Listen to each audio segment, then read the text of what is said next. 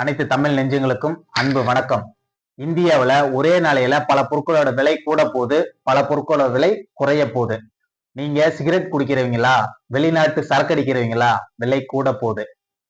நீங்க வெளிநாட்டுல போய் படிக்க போறீங்களா, வெளிநாட்டுக்கு டூர் போறவங்களா, அப்ப உங்களுக்கு தான் இந்த மிகப்பெரிய சலுகை எல்லாம் காத்துட்டு இருக்கு. இதெல்லாம் ஏன் நடக்குதுன்னு உங்களுக்கு நல்லாவே தெரியும். நம்ம இந்தியாவில் நேத்து பட்ஜெட் தாக்கல் ஆயிருக்கு. அதனுடைய எஃபெக்ட் நம்ம நாட்டுல எந்த அளவுக்கு இருக்கும் அப்படிங்கறதான் நம்ம பார்க்க போறோம். இந்த பட்ஜெட் யாருக்கெல்லாம் மாற்றம் கொடுக்க போகுது, யாருக்கெல்லாம் ஏமாற்றத்தை தரப்போகுது, நம்மளோட வாழ்க்கையில இந்த பட்ஜெட் என்ன தாக்கத்தை ஏற்படுத்த போகுது, இந்த பட்ஜெட் 2026 தேர்தலை மையமா வச்சு தயாரிக்கப்பட்ட பட்ஜெட்டா அல்லது நம்ம நாட்டினுடைய எதிர்கால திட்டத்தை நோக்கி கொடுக்கப்பட்ட பட்ஜெட்டாங்கிறத இந்த வீடியோவில் பார்க்கலாம். வீடியோவை முழுசா பாருங்க. அதற்கு முன்னாடி நம்மளோட சேனலை சப்ஸ்கிரைப் செய்து கொள்ளுங்கள். நம்ம நாட்டினுடைய நிதியமைச்சர் நிர்மலா சீதாராமன் அவர்கள் நேற்று நம்ம நாட்டினுடைய பட்ஜெட்டை பார்லிமெண்ட்ல தாக்கல் பண்ணாங்க. அதுல பல பொருட்களோட விலை குறைய போகுது, பல பொருட்களோட விலை அதிகரிக்க போகுது. அதுல எது எதுக்கெல்லாம் வரி குறைச்சிருக்காங்க அப்படிங்கிறத நம்ம முதல்ல பார்க்கலாம். நம்ம வெளிநாடு போய் படிக்கிறோம் அப்படின்னா அதற்காக நம்ம இந்தியாவிலிருந்து அனுப்பக்கூடிய பணத்துக்கு உண்டான வரி ரொம்ப குறைச்சிருக்காங்க.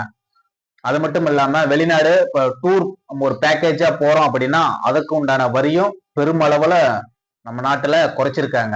அது மட்டும் இல்லாம வெளிநாட்டு மருத்துவத்துக்கு பெரிய அளவுல வரியை குறைச்சிருக்காங்க. இப்போ நம்ம நாட்டுல பாத்தீங்கன்னா கேன்சர் பாதிப்புங்கிறது ரொம்ப அதிகமா இருக்கு. இப்போ கேன்சருக்கு உண்டான மருந்துகளுடைய இறக்குமதி வரியெல்லாம் ரொம்ப குறைச்சிருக்காங்க. உண்மையாலுமே மக்களுக்கு மிகப்பெரிய பயனளிக்கக்கூடிய ஒரு நல்ல விஷயம் தான் இது. நம்ம நாட்டுல ஸ்மார்ட் போனுடைய விலைகள் எல்லாம் குறைய போகுது. ஏன் பாத்தீங்கன்னா இப்ப வெளிநாட்டு நிறுவனங்கள்லாம் இருக்கும். இப்ப சாம்சங் இருக்கட்டும், அதெல்லாம் மேட் இன் இந்தியா அப்படின்னு சொல்லி இருக்கும். ஏன்னு பாத்தீங்கன்னா நம்ம உள்நாட்டினுடைய பொருட்கள், அதாவது பேட்டரி, இந்த ஜிப்பு, இது எல்லாமே இந்தியாவில் தயாரிக்கிற பொருட்களுக்கெல்லாம் வரி இல்லை. போன் வேணா ஃபாரின் போனா இருக்கலாம், ஆனா அதுக்குள்ள இருக்கிற ப்ராடக்ட் எல்லாம் இந்தியாவோட ப்ராடக்ட். அப்ப இந்தியாவோட ப்ராடக்டினுடைய வரியை குறைச்சோம் அப்படின்னா வெளிநாட்டு நிறுவனங்கள் இந்தியாவுக்குள்ளேயே அவங்களுடைய உற்பத்தியை தொடங்குவாங்க அப்படிங்கிற ஒரு தொலைநோக்கு திட்டத்தோட தான் இந்த பொருட்களுக்கு விலையை குறைச்சிருக்காங்க. வெளிநாட்டு கம்பெனிகள் இந்தியாவில் இன்வெஸ்ட்மெண்ட் பண்ணனா பெரிய அளவுல வரிச்சலுகையை கொடுத்திருக்காங்க.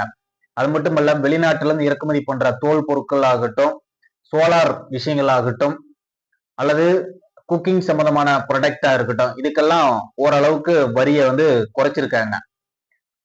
இப்போ மிகப்பெரிய ஒரு அதிர்ச்சிகரமான பாத்தீங்கன்னா, நீங்க சிகரெட் குடிக்கிறவங்களா, வெளிநாட்டு சரக்கு அடிக்கிறவங்களா, இந்தியாவோட இன்வெஸ்ட்மெண்ட்ல, இந்தியாவோட ஷேர் மார்க்கெட்ல இன்வெஸ்ட்மெண்ட் பண்றீங்களா, அப்ப உங்களுக்கு ஒரு மிகப்பெரிய அதிர்ச்சி காத்துட்டு இருக்கு. ஏன்னா இதுக்கெல்லாம் நம்ம நாட்டுல வரியை அதிகரிச்சிருக்காங்க. இதெல்லாம் பாத்தீங்கன்னா இந்தியாவில் தயாரிக்கிற பொருட்களுக்கு வரி இல்லை, ஆனா வெளிநாட்டு சிகரெட்டுக்கு, வெளிநாட்டு மதுபானங்களுக்கு எல்லாம் விலை ரொம்ப அதிக அளவுல உயர்த்தி இருக்கிறாங்க. இதெல்லாம் ரைட்டு பிரதர், ஆனா தமிழ்நாட்டுக்கு எதுவுமே இல்லையே அப்படின்னு சொல்லி நேத்தியிலிருந்து பல தலைவர்கள் எல்லாம் பேசிட்டு இருக்காங்க. இதுல ரொம்ப முக்கியமா தமிழ்நாட்டுக்கு மத்திய அரசாங்கம் இந்த பட்ஜெட்ல என்ன கொடுத்திருக்கு அப்படிங்கிறத நம்ம சின்னதா விரிவா பார்ப்போம். ஆதிச்சநல்லூர் கலாச்சார புராதன மையம் அமைக்கிறதுக்கு நிதி கொடுத்திருக்காங்க. நம்ம பொதிகை மலைய ஒரு நல்ல ஒரு உலகத்தரம் வாய்ந்த டூரிஸ்ட் பிளேஸா பண்றதுக்காக நிதி ஒதுக்கி இருக்காங்க. இந்தியாவில் அதிவேக ட்ரெயின் 7 கொடுத்திருக்காங்க. அதுல தமிழ்நாட்டுக்கு 2 கொடுத்திருக்காங்க. சென்னை டு பெங்களூர், சென்னை டு ஹைதராபாத், இந்த 2 வழித்தடங்களையும் ட்ரெயின் கொடுத்திருக்காங்க. ஏழை குடும்பங்களுக்கு உண்டான மருத்துவ செலவுல 50% மத்திய அரசாங்கமே ஏத்துக்க போகுது. பழவேற்காட்டுல இருக்கக்கூடிய பறவைகள் சரணாலயத்தை உலகத்தரம் வாய்ந்த தரத்துல பாக்குறதுக்காக உண்டான ஏற்பாடுகள் செய்ய போறதா மத்திய அரசாங்கம் சொல்லியிருக்கு. இதனால பாத்தீங்கன்னா நம்ம தமிழ்நாட்டுக்கு சுற்றுலா தலம் நிச்சயமா மேம்படுங்கிறது தான் உண்மை. பெண்களுக்கு, வெளியில தங்கி படிக்கக்கூடிய பெண்களுக்கு, வேலைக்கு செல்லக்கூடிய பெண்களுக்கு ஒவ்வொரு மாவட்டத்திலையும் ஒரு விடுதியை அமைச்சு கொடுக்கறதுக்கு மத்திய அரசாங்கம் உறுதி கொடுத்திருக்கு. இது நிச்சயமா பெண்களுக்கு மிகப்பெரிய அளவுல ஒரு பாதுகாப்பு அரணா இருக்கும் அப்படிங்கிறது தான். ஜவுளித்துறைக்கு 10,000 கோடி மத்திய அரசாங்கம் நிதி கொடுத்திருக்கு. இதனால பாத்தீங்கன்னா திருப்பூர், ஈரோடு, கரூர் இந்த மாவட்டங்கள்ல மிகப்பெரிய பலன் அளிக்கக்கூடிய ஒரு செய்தி. சிறு குறு தொழில் முனைவோர்களுக்கு 10,000 கோடி ரூபாய் நிதி மத்திய அரசாங்கம் ஒதுக்கி இருக்கு. இது குறிப்பா தமிழ்நாட்டுல கோயம்புத்தூர் பகுதியினுடைய வளர்ச்சிக்கும், அங்க இருக்கிற முதலாளிகளுக்கும் தொழிலாளர்களுக்கு மிகப்பெரிய வளர்ச்சி அளிக்கக்கூடிய ஒரு செய்தியா தான் இருக்கும் அப்படிங்கிறது தான். எல்லாத்துக்கும் ஓகே. ஆனா விவசாயிகளுக்கு என்ன கொடுத்திருக்காங்க அப்படிங்கிறது இந்த பட்ஜெட்ல நம்ம பார்க்கலாம். விவசாயிகளுக்கு குறைஞ்ச விலையில மூலப்பொருட்கள் கொடுக்க போறாங்க. நிறைய மானியங்கள் மத்திய அரசாங்கம் கொடுக்க போகுது. இறக்குமதி செய்யக்கூடிய உரங்களை தவிர்த்து இந்தியாவிலேயே தயாரிக்கப்பட உரத்துக்கு மிகப்பெரிய வரிச்சலுகை மத்திய அரசாங்கம் கொடுத்திருக்கு. விவசாயத்துறையில தொழில்நுட்பம் மிகப்பெரிய வளர்ச்சி அடைகிறதுக்கு உண்டான திட்டங்கள் கொடுத்திருக்காங்க. இது கிராம பகுதியில் இருக்கிற ஏழை எளிய சிறு விவசாயிகளுக்கு மிகப்பெரிய பயனளிக்கக்கூடிய ஒரு விஷயமா இருக்கும்.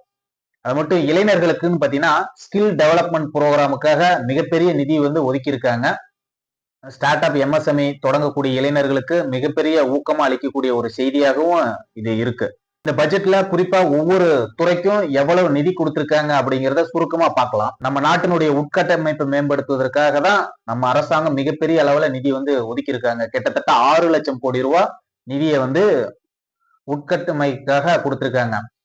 உட்கட்டமைப்பு வளர்ச்சி அடைந்தாதான் நம்ம நாடு வளர்ச்சி அடைங்கிற ஒரு நோக்கத்துக்காக மிகப்பெரிய ஒரு நிதியை மத்திய அரசாங்கம் அந்த முறை ஒதுக்கி இருக்கு. அது மட்டும் இல்லாம பாதுகாப்பு துறைக்கு அதுக்கு அடுத்தபடியா அதுக்கும் ஏறத்தாழ 6 லட்சம் கோடி ரூபாய் நிதியை இந்தியா ஒதுக்கி இருக்கு. முன்பு எப்போதும் வரலாற்று இல்லாத அளவிற்கு 6 லட்சம் கோடி ரூபாய பாதுகாப்பு துறைக்காக நம்ம அரசாங்கம் இந்த முறை கொடுத்திருக்காங்க.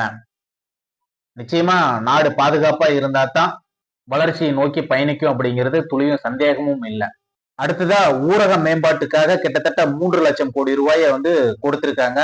கிராமத்தின் வளர்ச்சி தான் நம்ம நாட்டினுடைய வளர்ச்சிங்கிறத நம்ம பல விதங்கள்ல சொல்லியிருப்போம், பேசியிருப்போம்.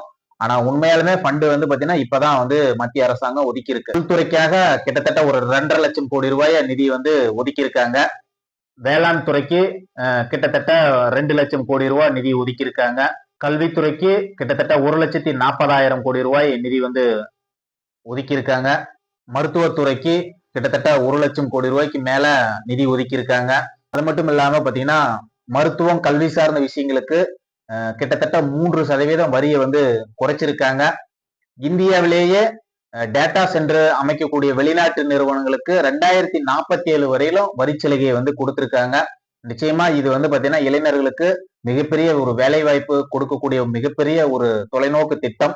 பாத்தீங்கன்னா எலக்ட்ரிக் பைக்கு பாத்தீங்கன்னா முன்னுரிமை கொடுக்கணுங்கிறதுக்காக லித்தியம் பேட்டரிகளுக்கு எல்லாம் வரிச்சலுகை கொடுத்திருக்காங்க.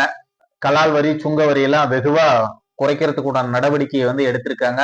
அதனால பாத்தீங்கன்னா மிகப்பெரிய ஒரு கடத்தல் சம்பவங்கள் இதெல்லாம் தடுக்கப்படும் அப்படின்னு சொல்லி ஒரு நம்பிக்கையில மத்திய அரசாங்கம் செஞ்சிருக்கு. அது இந்தியாவில சாத்தியமா அப்படிங்கிறது தெரியல. பாத்தீங்கன்னா நம்ம இந்தியாவில ஏஐ தொழில்நுட்பத்தை பாத்தீங்கன்னா மேம்படுத்தணும், இளைஞர்களுக்கு மிகப்பெரிய வாய்ப்புகளை வழங்கணுங்கிறதுக்காக 25,000 கோடி ரூபாய் நிதி கொடுத்திருக்காங்க. அது உலக தரத்துல உலக நாடுகளுக்கு மத்தியில போட்டி போடணும், இந்தியாவில் இருக்கிற இளைஞர்கள் ஏஐ தொழில்நுட்பத்தை அதிவேகமா பயன்படுத்தணுங்கிறதுக்காக இந்த நிதி கொடுத்திருக்காங்க. 5,000 கோடி ரூபாய் செலவுல இந்தியா முழுவதும் பொருளாதார மண்டலங்கள் அமைக்கிறதுக்காக உண்டான வேலைகள் பண்ணிருக்காங்க. தென்னை, முந்திரி விவசாயத்தை சர்வதேச சந்தைப்படுத்துறதுக்கு உண்டான நடவடிக்கை எடுத்திருக்காங்க. நிச்சயமா இது தமிழ்நாட்டுக்கு மிகப்பெரிய பலனளிக்கக்கூடிய ஒரு விஷயம். அதிகப்படியான தென்னை, முந்திரி எல்லாம் தமிழ்நாடு, கேரளா, ஆந்திரா இந்த பகுதிகள் தான் அதிகமா விளைச்சல் இருக்கக்கூடிய ஒரு சூழல். அதனால தென்னிந்தியாவுக்கு மிகப்பெரிய பயனளிக்கக்கூடிய ஒரு திட்டம்.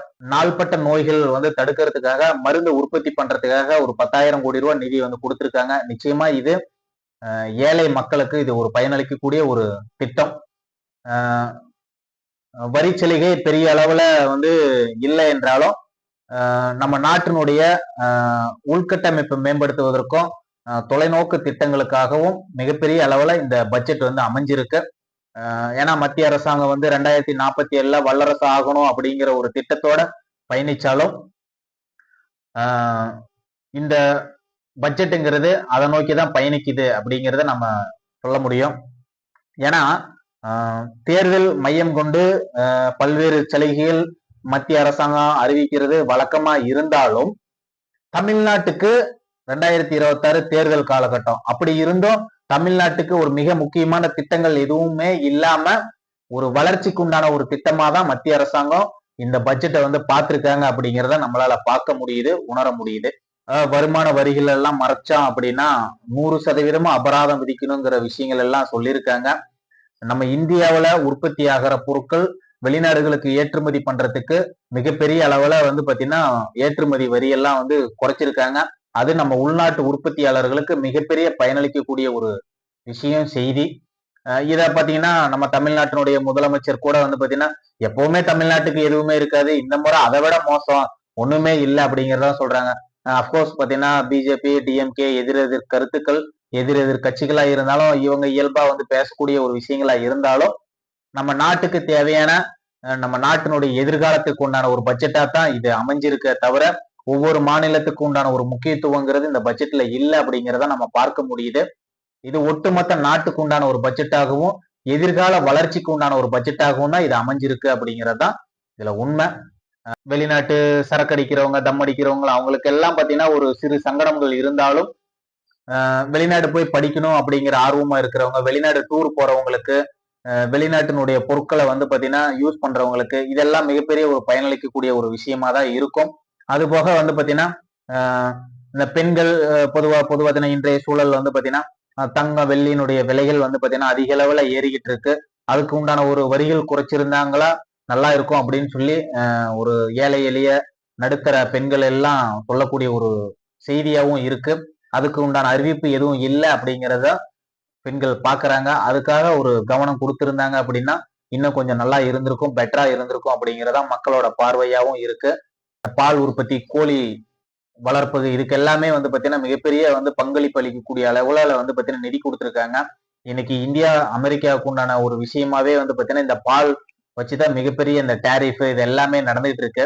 ஏன்னா அமெரிக்காவுடைய பால் வந்து பாத்தீங்கன்னா இந்தியாவுல வந்து பாத்தீங்கன்னா வந்து கொண்டு வரதுக்காக ட்ரம்ப் எவ்வளவோ முயற்சி பண்றாரு. அதெல்லாம் தடுக்கிறதுக்கு உண்டான வேலைதான் மத்திய அரசாங்கம் செஞ்சுட்டு இருக்கு. அதை வந்து பால் உற்பத்தியை ஊக்குவிக்கிறதுக்காக தான் பாத்தீங்கன்னா கிட்டத்தட்ட 5000 கோடி ரூபாய் நிதி வந்து கொடுத்திருக்காங்க. இதெல்லாம் நல்ல விஷயமா இருந்தாலும் நம்ம நாட்டு இன்றைய சூழலுக்கு நடுத்தர மக்களுக்கு ஏற்றாற் போல ஒரு பட்ஜெட்டா அமையல அப்படிங்கிறதான் யதார்த்தமான உண்மையும் கூட. நன்றி.